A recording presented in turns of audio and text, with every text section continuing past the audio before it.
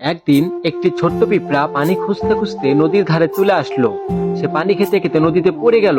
সে নদীর পানিতে অনেক ছটফট করতে শুরু করলো, কিন্তু কোনোভাবেই সে তীরে উঠতে পারছে না। মনের সুখে একটি ঘুঘু পাখি ডালে বসে কুকু করছিল।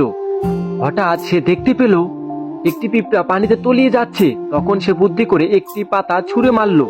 বলল, বন্ধু উঠে এসো। পিঁপড়াটি সঙ্গে সঙ্গে পাতাটির উপর ভর করে সে নদীর তীরে চলে আসলো। এভাবে পিঁপড়াটির প্রাণ বেঁচে গেল। ঘুঘু পাখিটির কারণে ছোট্ট পিঁপড়ার প্রাণ বেঁচে গেল। অনেক দিন পর ঘুঘু পাখিটি একটি ডালে ঘুমাচ্ছিল।